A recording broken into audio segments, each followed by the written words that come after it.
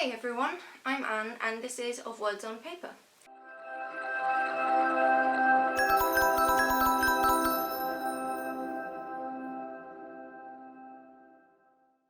Welcome to my second video. This is going to be a June TBR, which means all the books I'm going to be attempting to read in the month of June. And well, I told myself that because I have just finished my university degree, I would have loads of time, right? So in reality that doesn't quite work like that, but I'm still sticking with it. And I decided that I would participate not in one, but in two readathons. The first being Make Your Myth Taker, and the second one being the Olympic Games readathon. So the first one consists in creating a fantasy character of your choosing. You can choose from, I think, 16 different classes. It's kind of like Dungeons and Dragons. You choose a class and then you become that class by fulfilling all your reading prompts. For an easier explanation of all of this, you can go check out Ashley's video that I'll link in the description down below. It's very exciting, but a bit complex. So have a look.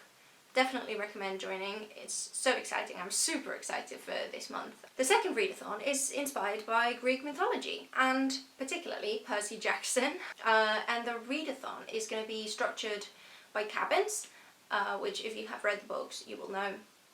But each cabin in this summer camp is dedicated to one of the Greek gods. So you can join the cabin of the god that you prefer and then chat with the other people. There's a Discord server. This is organised by a few more people. I'll leave Ishi's video down below again, which is the video where all the explanations are. Without further ado, let's get into the actual TBRs. So the reason I'm dressed like a pirate is because my character's backstory has to do with pirates. So my character for the Myth Taker readathon was an abandoned little girl that was raised by a pirate crew. So she grows up on a pirate ship, and then as she grows up she discovers that she was actually abandoned by a family because she was born an oracle, and they were told that she would bring ruin and destruction and doom to their lineage. So they kick her out as a baby, pirate crew pick her up and raise her, and when she finds out, she becomes an assassin and goes back to her home city. I'm thinking of this as like an antiquity type of story, like ancient Greece or something, and becomes an assassin and spends years in the shadows of the city enacting revenge. It is not until she grows up that she gets her oracle powers back. And for that, I will start with the pirate prompts, and then you have an option to cross over to the path of the assassin. The first one, it says, "A life at sea is what it shall be for thee. Read a book featuring water." And for this, I've chosen Dart by Alice Oswald. This is a poetry book, really little, so it should be doable, especially as a first one, because you have to read all the books in order. It's one single poem, and it's based on interviews that the poet conducted with people that worked and lived around the River Dart, here in Devon, where I live, which is really cool. It weaves in myths and water myths and like river myths from different traditions. I don't know much more about it, but it's very exciting, and I really liked Alice Oswald's Memorial, which is her other poetry collection that I've read. So I'm very excited to read this one. The second prompt says, "A rogue often relies on the shadow of darkness to hide their wily ways. Read a book with a dark cover." And my book with a dark cover, where is it? It's going to be Clariel by Garth Nix.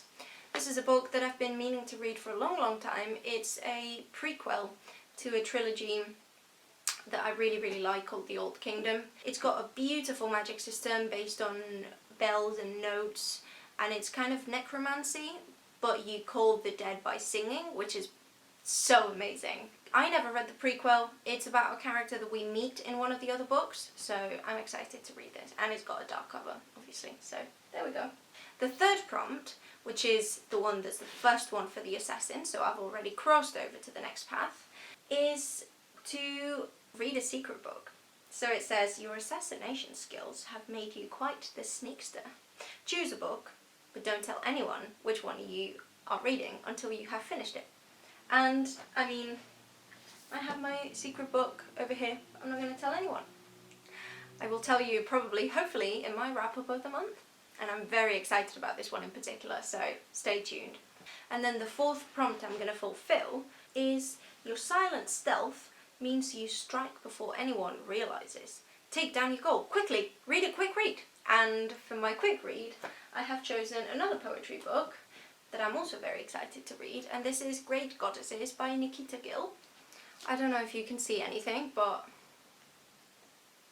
that's the book. It's white and it reflects the light a lot, so it's difficult to show you. But it's basically a poetry book that explores the stories of lots of Greek goddesses, Greek mythological women, and I'm just always up for some Greek mythology retellings, especially if they're poetry actually.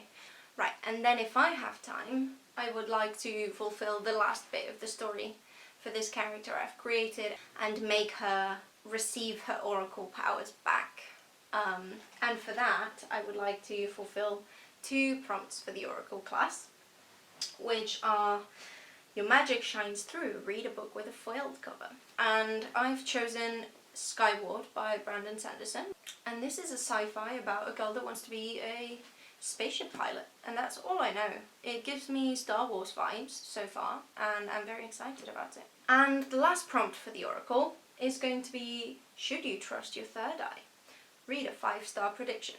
So my 5-star prediction is a book that, again, I've been meaning to read for a while, and it's Station 11 by Emily St. John Mandel.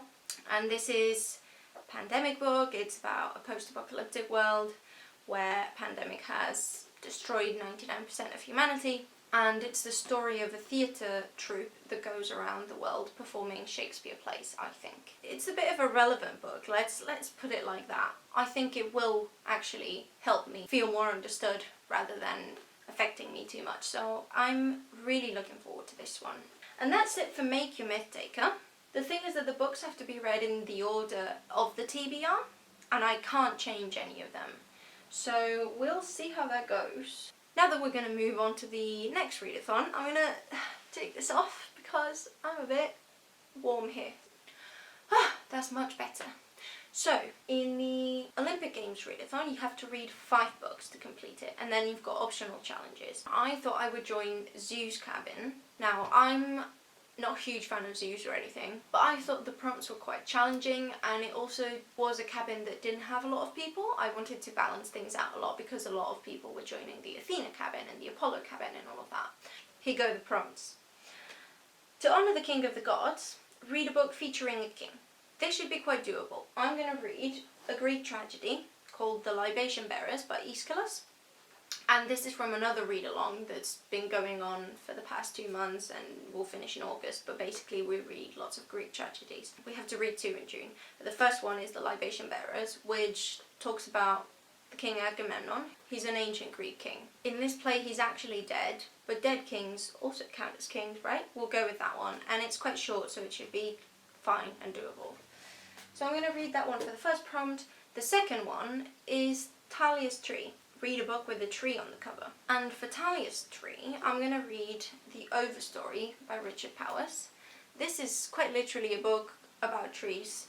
It's divided into 4 parts. The first one is called Seeds. It's different little stories about different people whose lives get changed or affected by trees in some sort of way. Then second, third and fourth parts are called Trunk, Crown and Seeds. And this is where all the characters that we've met in the first part, all their lives start getting intertwined with each other's. As you can see from my page flags over here, I've already started this book. I started in January but abandoned it. It's a very literary book. I had quite a lot of stress with uni, not gonna lie. So I left it, and I think I remember enough that I will pick it up from where I was, which is 100 pages in. But it is quite a long one. It's 500 pages long, so hopefully I'll be able to finish this one. I've really enjoyed what I've read of it, but I've not finished it. The third prompt is to read the longest book in my TBR. This is the reason I'm joining Zoo's Cabin. It's because I want to tackle big books this year.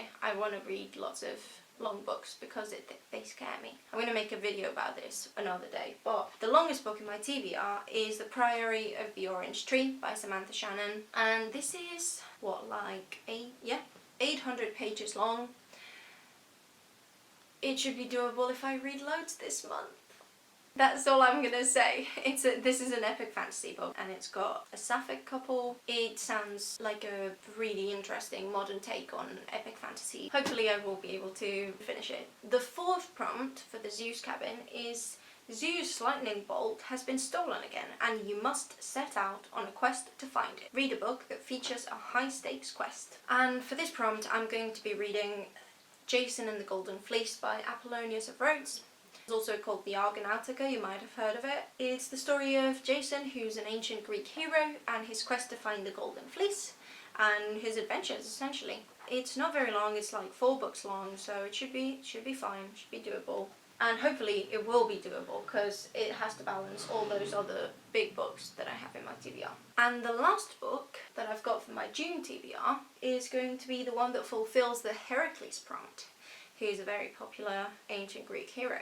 And it's to read a popular book that everyone talks about. And for this I am going to be reading This Is How You Lose the Time War by Amal El-Mohtar and Max Gladstone. It's a book I have in digital, I've only got the ebook. And that is also a very short book, so it should be okay. It's a sci-fi book about 2 women. They're on each side of this time war, whatever that means. And yeah, that's all I know about it. I kind of like going into books without knowing too much. But yeah, this is all pretty much nothing, of course, you know. Just a little reading. I'm not sure if I'm going to finish this.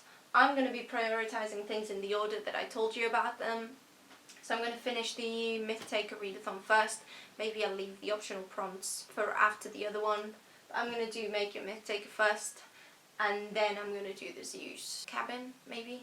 Or maybe put the little books in between the longer books. I'm not sure. Maybe I should film some reading vlogs during the month. Let me know. Let me know what content you want to see. Because I've got lots of ideas, but I don't know where to start. So yeah, I hope you liked it. I hope you were inspired. I hope you join us. It's a very interesting concept. I really like the ideas and the work that Ishi, Ashley, Charlotte and all the other hosts of the readathons put into all these activities. There's going to be live shows, there's going to be lots of discussion online, so even if you don't have a YouTube channel or a big online presence or whatever, you can also participate. All the information will be in the description box down below. And yeah, I think I'm gonna leave it here. Happy reading, everyone. See you in the next video. Take care.